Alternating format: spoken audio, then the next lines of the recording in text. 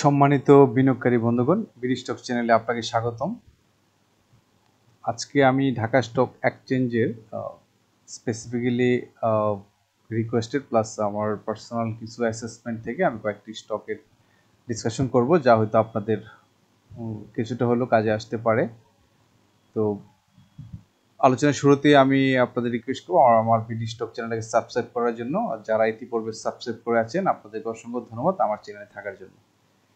তো আমি মূলত একটি স্টকের ফান্ডামেন্টালটা আলোচনা করি। আমি আমার চ্যানেলে কখনো কোনো স্টককে প্রমোশন করি না কমার্শিয়ালি, অথবা আমার এই আলোচনা থেকে আমি সরাসরি কাউকে বাই বা সেল করার জন্য উদ্বুদ্ধ করছি না।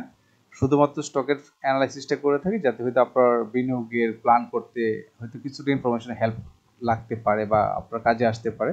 তো আমার উদ্দেশ্য এটাই যে আপনার বিনিয়োগের ক্ষেত্রে যদি কয়েকটু পয়েন্ট কাজে আসে, হয়তো আপনার প্রফিটের ক্ষেত্রে লাভ আপনি করতে পারেন, এতে হতে আমার পরামর্শ হয়তো আপনার জন্য কাজে আসতে পারে। উদ্দেশ্য এটাই।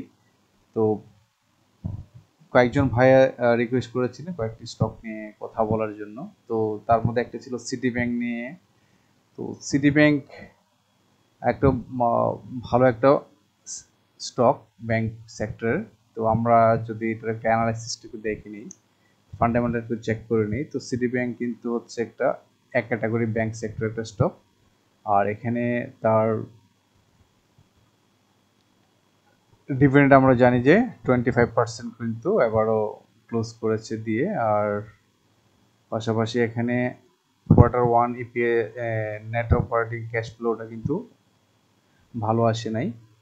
আর এখানে শেয়ার হোল্ডিং হচ্ছে জুন পর্যন্ত হচ্ছে ডিরেক্টর 0.02% নতুন করে এন্ট্রি নিচ্ছে। ইনস্টিটিউট ফরেন কিন্তু বেরিয়ে যাচ্ছে, সেল করে দিচ্ছে। আর পাবলিক কিন্তু 0.59% কিন্তু এখানে নতুন করে এন্ট্রি নিচ্ছে। আর এখানে মেসেজ যদি শেয়ার করি আমরা, তাহলে একটা দেখবো যে দ্য এই যে 12.5% ক্যাশ আর ডিভিডেন্ড 12.5% স্টক ডিভিডেন্ড দেওয়া আছে সেটা। আর এখানে হচ্ছে ওনাদের আচ্ছা এটা হচ্ছে এটা গেল। আচ্ছা আমরা দেখে নিলাম একটা গ্লান্স। আর এখানে আমরা যদি চার্ট একটু অ্যানালাইসিস করি, চার্টে আমরা যদি প্রথমেই দেখি যে টেকনিক্যাল চার্টটা যদি আমরা দেখি ক্যান্ডেল প্যাটার্নটা, তো সেখানে আমরা দেখতে পাচ্ছি বর্তমানে যে ক্যান্ডেলটা এখানে শো করছে এটা কিন্তু একটা স্পষ্টতে নির্দেশনা যে এটা কিন্তু ডাউন মানে কারেকশন একটা ফল ডাউন হওয়ার কিন্তু চান্স। এখানে সেলাররা কিন্তু বেশি পরিমাণ অ্যাক্টিভ থাকে, অর্থাৎ এটাকে বলা হয় যে একটা ডজি, সেটা হচ্ছে আমরা বলতেছি যে গ্যাপস্টোন ডজি। এটার মিনিং করে কিন্তু হচ্ছে ডাউনফল নির্দেশ করে। আর আরেকটা ম্যাটার হচ্ছে যে ইতিপূর্বে 7ই জুলাই কিন্তু সর্বোচ্চ পিকটা ছিল 21.50 টাকা, এবং গত 10 জুলাইও কিন্তু 21.50 টাকা পর্যন্ত কিন্তু যাওয়ার পরে কিন্তু এই যে এই লেভেলটা বলতেছি আমি, যে এটা কিন্তু যাওয়ার পরে কিন্তু এখান থেকে কিন্তু আস্তে আস্তে কিন্তু সেলাররা কিন্তু অ্যাক্টিভ হয়ে এবং একটু ক্যান্ডেলটা কিন্তু ডাউন ট্রেন্ডে নিয়ে আসে। তো যার ফলে কিন্তু এই ধরনের ক্যান্ডেল প্যাটার্ন থাকা মানে হচ্ছে যে আমরা ধরে নিই পরবর্তী দিন কিন্তু এটা এনশিওর করে যে এটা কিন্তু ডাউন ট্রেন্ডে থাকতে পারে, একটু স্লো যাবে। তো এটা হচ্ছে একটা কিতাবি কথাবার্তা।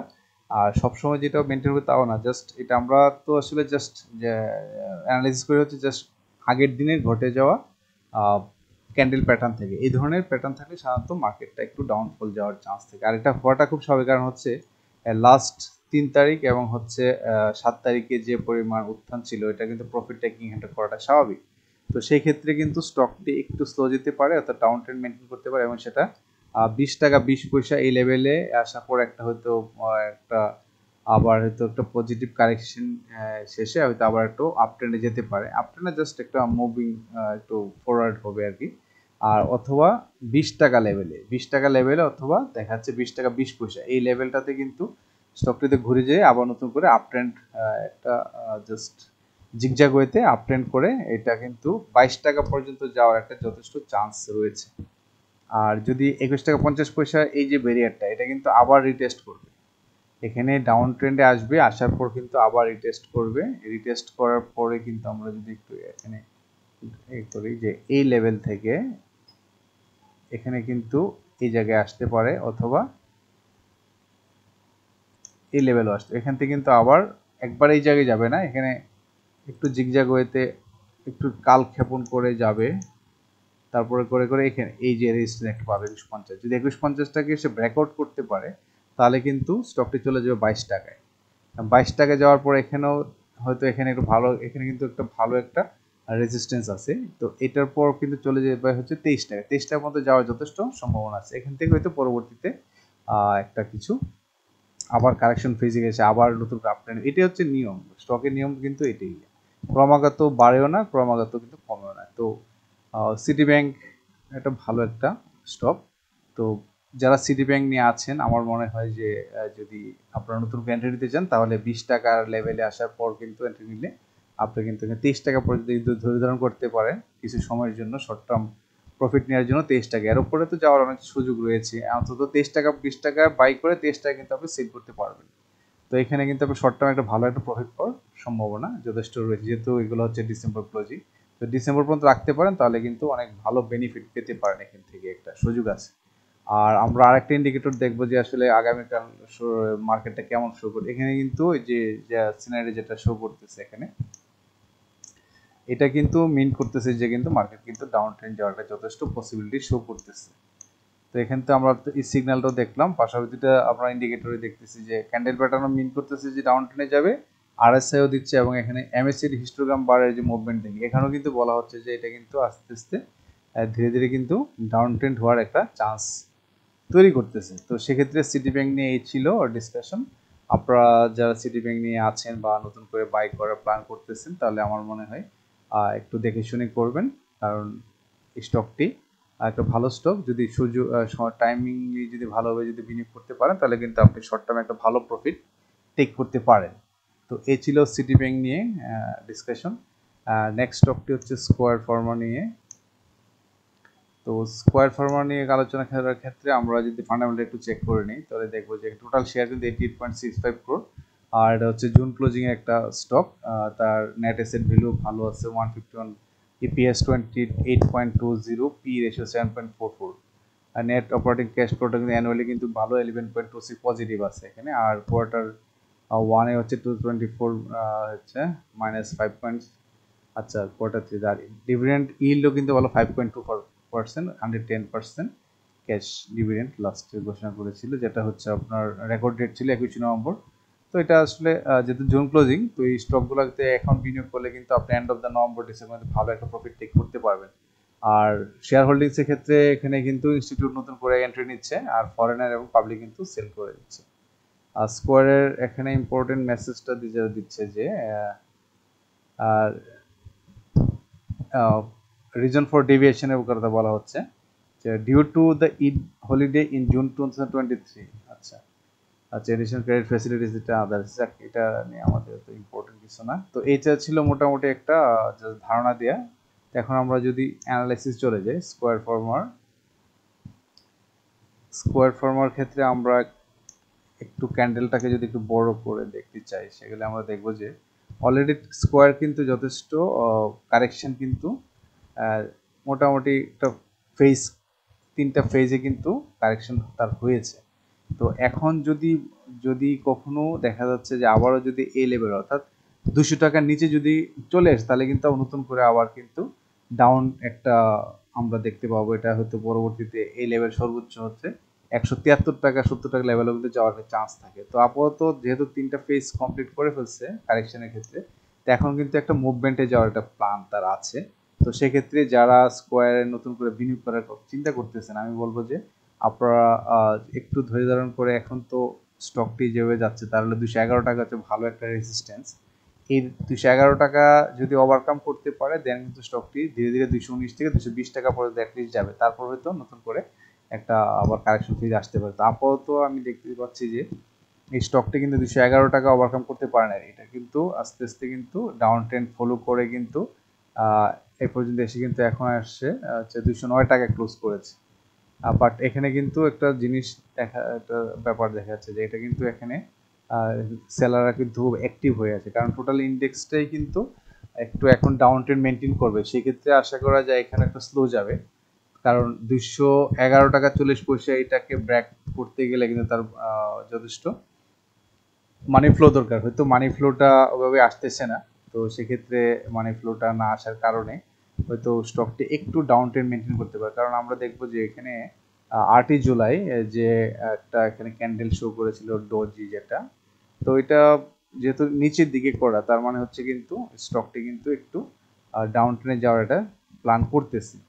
কারণ ডাউন ট্রেন যাওয়ার বলতে জাস্ট একটা ছোট কারেকশন হবে, কারণ এই লেভেল থেকে কিন্তু বড় ধরনের একটা ইনভেস্ট হয়েছিল, যার ফলে কিন্তু এখান থেকে কিন্তু একটা সেলাররা কিন্তু সেল দিয়ে কিন্তু বেরিয়ে যায়, যাওয়ার পর কিন্তু এখন ট্রাই করতেছে 211 টাকা। 211 টাকা কিন্তু সে আবার রিটেস্ট করবে, এখানে কিন্তু সে অবশ্যই যাবে, তবে হয়তো একটু সময় লাগবে, একটু সময় নিতে হবে। আর এই ক্ষেত্রে যদি যে ইনভেস্ট করতে চান আপনারা, তাহলে কিন্তু এই যে লেভেলটাতে 210 বা 208 মানে এখানে হোক আর মানে 200 আশপাশে, 200 এই লেভেলটা যেহেতু কারেকশন একটু হালকা হবে, তো যদি এই লেভেলটাতে কেনা যায় 207, 205, 208 বা এই লেভেলটাতেও আছে 205, এই লেভেলে যদি পাওয়া যায়, যদি এখান থেকে স্টকটি যদি আবার একটু মুভমেন্টে যায়, তাহলে কিন্তু বিনিয়োগ করলে আপনার যেহেতু ডিসেম্বর পর্যন্ত যদি ওয়েট করতে পারেন, তাহলে কিন্তু এখানে ভালো একটা 220, অ্যাটলিস্ট 220 তো যাবে, এখানে ভালো একটা প্রফিট পাওয়ার একটা চান্স থেকে যাবে। তো আমরা আপাতত দেখতে পাচ্ছি যে তার আগামীকালকে মানে রবিবারের জন্য তার যে রেজিস্ট্যান্স 211 টাকা, এটাকে যদি ওভারকাম করতে পারে, তাহলে কিন্তু স্টকটি আস্তে আস্তে কিন্তু এখানে 216 টাকা মানে 219 টাকা 220 টাকার লেভেল যাওয়ার একটা চান্স, এটা একবারে যাবে না, আর জাস্ট আপস অ্যান্ড ডাউনস করে করে এটা যাওয়ার একটা চান্স থেকে যাবে। এখানে হয়তো এই জায়গা থেকে যদি ধরি যে এখান থেকে যদি কারেকশন পাই, তা এখানে যদি ওভারকাম করতে পারে, তাহলে কিন্তু অ্যাটলিস্ট তো এই জায়গায় যাবে, এখানে হচ্ছে 215 টাকা 14 টাকা। তারপর এখান থেকে যদি একটু হালকা যদি একটু ডেভিয়েশন হয়, তবে এখান থেকে গিয়ে আবার এই লেভেলটাতে যাওয়ার একটা চান্স থেকে যাবে। এখান থেকে হয়তো পরবর্তীতে আবার নতুন করে হয়তো একটু কারেকশন ফেজে এসে, এটা গন্তব্য কিন্তু অনেক দূর, এটা গন্তব্য কিন্তু হচ্ছে 270 টাকা। আপনি যদি একটু ধৈর্য ধারণ করে যদি স্টকটাতে বিনিয়োগ রাখতে পারেন, তাহলে কিন্তু এন্ড অফ দ্য ইয়ার মানে নভেম্বর ডিসেম্বরে কিন্তু আপনি 270-80 টাকার মধ্যে কিন্তু এটা পাবেন, সেল করার ক্ষেত্রে সুযোগ পাওয়া যাবে। আর যদি আরও শর্ট টার্ম চিন্তা করতে পারেন, তাহলে কিন্তু আপনি 10-15 টাকার গ্যাপে কিন্তু এই স্টকটি কিন্তু সেল দিয়ে আপনি ভালো প্রফিট জেনারেট করতে পারবেন, যদি 200-র আশপাশ লেভেলে যদি বাই করতে পারেন। কারণ স্টকটি কিন্তু তার মোটামুটি যে কারেকশন ফেজ কিন্তু কমপ্লিট করে আসছে। আবার আরেকটা কথা হচ্ছে, যদি কোনো কারণে এখানে যদি 200-র নিচে চলে যায়, তাহলে কিন্তু এটা আস্তে আস্তে কিন্তু আরও একটু ফেজে যেতে পারে, একটা 190 টাকা বা 180 টাকা এই লেভেলও কিন্তু আসতে পারে। তো যেই লেভেলটাতে আপনি কিনেন না কেন, যদি লোয়ার লেজে কিনতে পারেন, তাহলে কিন্তু একটু ধৈর্য ধারণ করলে আর 270 টাকা লেভেল পর্যন্ত কিন্তু স্টকটি আপনি সেল দিয়ে ভালো একটা প্রফিট জেনারেট করতে পারেন। স্কোয়ার একটা স্টেবল একটা স্টক, আমরা জানি এটা ফান্ডামেন্টাল অনেক স্ট্রং। আর এক্ষেত্রে আমরা আরেকটা ইন্ডিকেটর দেখবো, সেটা হচ্ছে আরএসআই কিন্তু দেখাচ্ছে কিন্তু খুব শার্পলি মুভ করতে যাচ্ছে, অর্থাৎ আরএসআই কিন্তু পজিটিভ, অর্থাৎ সেও দেখাচ্ছে যে আগামীতে স্টকটি হয়তো মুভমেন্টে আরও বেটার করবে। আর কিন্তু এমএসসিডি যদি দেখি আমরা, হিস্টোগ্রাম বার কিন্তু বলতেছে কিন্তু স্লোলি কিন্তু এটা আস্তে আস্তে কিন্তু ডাউন ট্রেন্ড কিন্তু মেনটেন করতেছে, এটা কিন্তু কন্টিনিউ কিন্তু ডাউন ট্রেন্ড মেনটেন করে করে যাচ্ছে। তার মানে হচ্ছে কিন্তু স্লো ডাউন একটু কারেকশন ফেজে আসে, তারপরে হচ্ছে যে বললাম যে 211 টাকা 40 পয়সা, এটা কিন্তু ভাঙতে পারতেছে না, যদি এটা ভাঙতে পারে তাহলে যেতে পারে। এটা ভাঙতে গেলে তাকে একটু কিছু ফান্ড দরকার, তো সেক্ষেত্রে যদি একটু কারেকশন ফেজে এসে তার প্রোডাক্টের প্রাইসটা কমে, তারপরে এখানে ভালো একটা বিনিয়োগ হওয়ার পর হয়তো একটা আপট্রেন্ডে যেতে পারে। তো স্কোয়ার ফার্মার একটা গুড স্টক, যে ফিউচারের জন্য আপনি 6 মান্থের জন্য বিনিয়োগ করেন, তাহলে কিন্তু এখান থেকে একটা ভালো মাপের একটা প্রফিট জেনারেট করতে পারবেন। তো এই ছিল স্কোয়ার নিয়ে। আর একটি স্টক নিয়ে কথা বলবো, সেটা হচ্ছে ব্যাডবিসি। তো ব্রিটিশ আমেরিকান টোবাকো নিয়ে অনেকে রিকোয়েস্ট করেছিলেন যে ব্যাডবিসি নিয়ে আসলে একটা মেসেজ শেয়ার করি, সেটা হচ্ছে ওনারা বলতেছেন যে রিজন ফর ডেভিয়েশন মানে ইপিএস এর কথা বলছে, earning per share decreased from same period of last year driven by sales volume decline, net operating cash flow per share decreased from same period of last year due to lower collection from sales along with excise and tax payments at higher rate। অর্থাৎ এটা কিন্তু ট্যাক্সের কথা বলা হচ্ছে, পাশাপাশি কিন্তু sell ভলিউমটা কিন্তু ফল করছে, সেলটা কিন্তু তাদের ফল করার কারণে কিন্তু অ্যাকচুয়ালি দেখা যাচ্ছে যে তার ইপিএস এরও নেগেটিভ গ্রোথ আসতেছে, সব কিছুতে কিন্তু একটা প্রভাব পড়তেছে। যেমন ইপিএস কোয়ার্টার ওয়ানে কিন্তু -1.76 লাস্ট ইয়ারের তুলনায় 2025-এ। 300% ক্যাশ ডিভিডেন্ড 2024 দেওয়া হয়েছিল, আর রেকর্ড ছিল ফেব্রুয়ারি মাসে। এটা যদিও এটা হচ্ছে ডিসেম্বর ক্লোজিং স্টক, তারপর এটা যেহেতু রিকোয়েস্ট করা হয়েছিল সেই জন্য এটা নিয়ে কথা বলা। আর এখানে আমরা দেখব যে শেয়ার হোল্ডিংসের ক্ষেত্রে যদি দেখি তাহলে ইনস্টিটিউট নতুন করে এখানে এন্ট্রি নিচ্ছে 0.05%, ফরেন এবং পাবলিক কিন্তু এখান থেকে সেল দিয়ে দিচ্ছে। তো এখন আমরা চার্টে চলে আসি, তাহলে দেখবো যে এখানে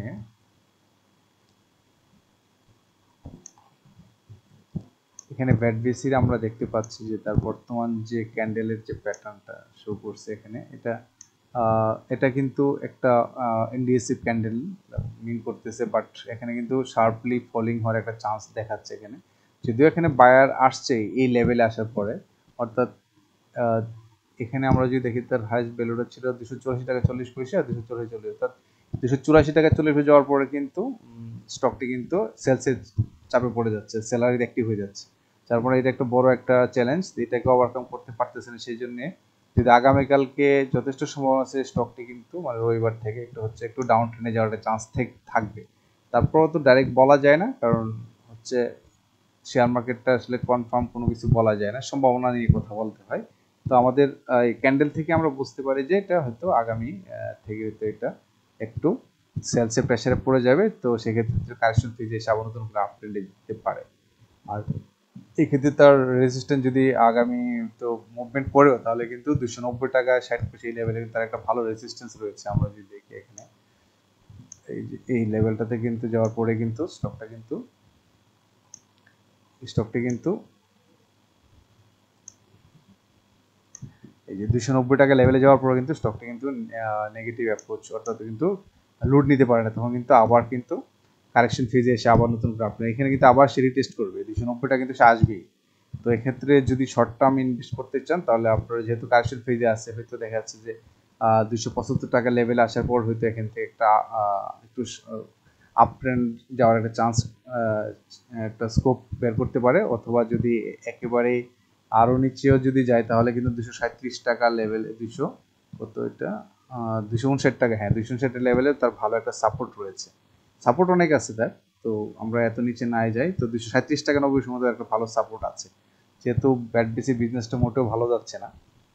তবে হ্যাঁ, কথা হচ্ছে যে এই স্টকটি কিন্তু নিয়ম অনুযায়ী কিন্তু এটা ঘুরে যাবে 259 টাকা পর্যন্ত, তার বড় একটা কিন্তু সাপোর্ট রয়েছে। যদি এখান থেকে ধরে না রাখতে পারে, যদি 290 টাকা না ওভারকাম করতে পারে তাহলে কিন্তু স্টকটি আবার রিটেস্ট করে আবার নিচে নামে আর আসার পর কিন্তু 237 টাকা পর্যন্ত আছে, অথবা এটাকে 259 টাকা 20 পয়সা 259 টাকা লেভেলও কিন্তু আসতে পারে।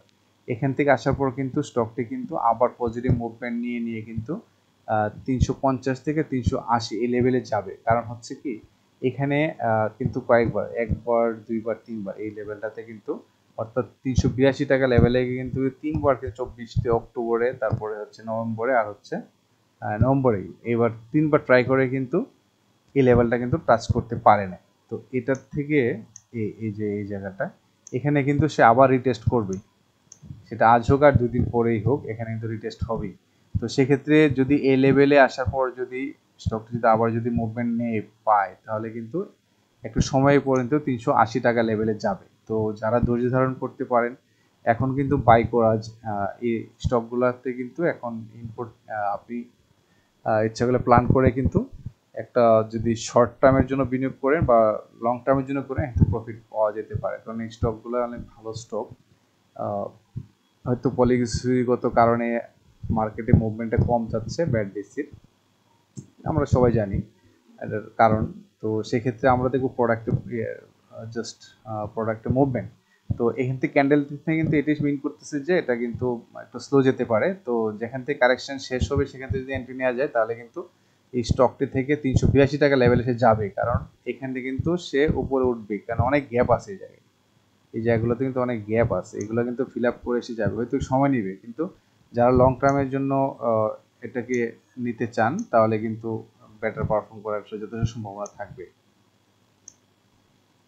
তো এই ছিল হচ্ছে আমরা ক্যান্ডেল প্যাটার্নটা নিয়ে কথা বললাম। এখন আমরা দেখবো দুইটা আরও ইন্ডিকেটর আছে, যে আরএসআই কিন্তু ডাউন ট্রেন্ড শো করতেছে, তার মানে হচ্ছে আরএসআইটা কিন্তু মিন করতেছে যে এটা কিন্তু একটা সম্ভাব্য কারেকশনের দিকে যাচ্ছে এবং সেটাতে আমি বললাম যে 259 টাকা, আর এটা 200 সর্বশেষ হচ্ছে 237 টাকা। এখান থেকে কিন্তু আবার বাউন্স ব্যাক করে আবার কিন্তু যে 380 লেভেলে যাওয়ার একটা যথেষ্ট চান্স এবং সে যাবে, এটা সে রিটেস্ট করবে। এটা আজ হোক আর 2 দিন পরেই হোক আর 6 মাস পরে এখানে আসতে হবে তাকে।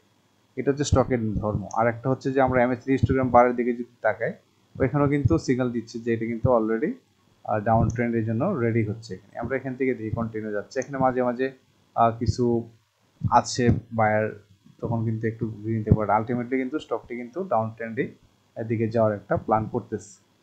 অর্থাৎ 2-3টে ইন্ডিকেটরে কিন্তু আমাদেরকে বলে দিচ্ছে, মানে এখানে ইন্ডিকেটর তো এখানে যে ক্যান্ডেল সাইনও বলে দিচ্ছে, RSIও বলে দিচ্ছে, MACD বলে দিচ্ছে। এটা কিন্তু এখন কারেকশন দিকে যাওয়ার একটা চান্স, এবং সেই ক্ষেত্রে বলবো যে স্টকটি কিন্তু 269 থেকে 259 এই লেভেল থেকে একটা সাপোর্ট নিয়ে আপট্রেন্ড হওয়ার একটা চান্স থাকবে। তো এই 3টি স্টক নিয়ে আজকে আপনাদের সঙ্গে ডিসকাশন করা। তো আশা করি কিছুটা হলেও মেসেজ আপনারা এখান থেকে ক্যারি করতে পারবেন এবং আপনার বিনিয়োগ হতে হেল্প হতে পারে। তো যদি আপনাদের পছন্দের কোনো স্টক নিয়ে আপনারা যদি মনে করেন যে আপনারা ডিসিশন করলে আপনাদের জন্য বেটার হয়, আপনারা কমেন্টসের মাধ্যমে জানাতে পারেন। আমি আমার সর্বোচ্চ চেষ্টা করব আপনাদের সঙ্গে শেয়ার করার জন্য, যাতে আপনার বিনিয়োগটা সুরক্ষিত হয়। আর একটা কথা হচ্ছে যে আপনার বিনিয়োগ, আপনার টাকা সম্পূর্ণ ব্যক্তিগত। তো আপনি কারো কথায় কান না দিয়ে নিজে অ্যানালাইসিস করে নিজের প্ল্যানের সাথে আরেকজনের প্ল্যান অ্যাডজাস্ট করে দেখেন। যদি আপনার সাথে মিলে যায় তাহলে আপনি অবশ্যই ইনভেস্ট করবেন। আর অযথা অন্যের কথায় অন্যের পরামর্শে কোনো স্টক ইনভেস্ট করবেন না, এতে কিন্তু আপনি প্রতারিত হওয়ার সম্ভাবনা যথেষ্ট বেশি থাকবে। এই জন্য আপনার এক্সপিরিয়েন্স, আপনার পড়াশোনা, আপনার অভিজ্ঞতা সব কিছু মিলেই কিন্তু আপনার একটা স্টক থেকে প্রফিট সম্ভব। তো আবারও বলবো যে বিনিয়োগ শিক্ষা গ্রহণ করবেন। বিনিয়োগ করার ক্ষেত্রে অবশ্যই আপনি স্টাডি করবেন স্টকটি নিয়ে, অ্যানালাইসিস করে যে এন্ট্রি পয়েন্ট আপনার জন্য বেটার মনে হয় সেখান থেকে এন্ট্রি নিয়ে, এবং আপনি অবশ্যই একটা সেট করে রাখবেন আপনার কোথায় আপনি সেল করবেন। যদি আপনি গোল সেট না করতে পারেন তাহলে কিন্তু আপনি লস খাবেন। যখনই আপনার কাছাকাছি চলে আসবে আপনি কিন্তু এখানে সেল দিয়ে বেরিয়ে আসলে কিন্তু প্রফিটটা আপনি টেক করবেন। প্রফিট সবসময় টেক করতে হয়, প্রফিট কিন্তু রেখে দিতে নাই। প্রফিট টেক করবেন, আবার নতুন এন্ট্রি নেবেন, আবার প্রফিট নেবেন। এভাবে করলে কিন্তু আপনার অনেক মাঝে লস কমে যায়। অনেকে দেখা যাচ্ছে ঠিক ওভাবে না করে প্রফিট ওয়াইট আরও বাড়বে আরও, এতে করে কিন্তু আপনার সময়ও চলে যাচ্ছে, টেনশনে পড়ে যেতে হবে। বাট আপনি বাংলাদেশের শেয়ার মার্কেটটা কিন্তু ডিফারেন্ট, এখানে আপনার অন্যান্য দেশের মতো কিন্তু মেনটেন হয় না। তো সেই জন্যে সবার মতো স্রোতে না ভাসিয়ে আপনি আপনার প্রফিট টেক করবেন। কোথায় করলে আপনার অবজেক্টিভ সেট হয়, যেমন আপনি হয়তো এখানে চিন্তা করতেছেন যে আপনি 260-70 আপনি প্ল্যান করছেন আর আপনি 350 বিক্রি করবেন। যখন এই লেভেলে যাবে চট করে সেল দিয়ে বেড়ে যাবেন, তাতে কিন্তু আপনার প্রফিট আপনার সাথে থাকবে। তো এনিওয়ে, আমরা সবাই জানি বুঝি। তো আজকে এখানেই শেষ করতে যাচ্ছি আলোচনার শেষে আপনাদের কাছে আমার আবারও রিকোয়েস্ট থাকবে আমার ভিডিও স্টক চ্যানেলে সাবস্ক্রাইব করার জন্য। আর যারা সাবস্ক্রাইব করে আছেন আপনাদের অসংখ্য ধন্যবাদ। সবাই ভালো থাকবেন। আসসালামু আলাইকুম।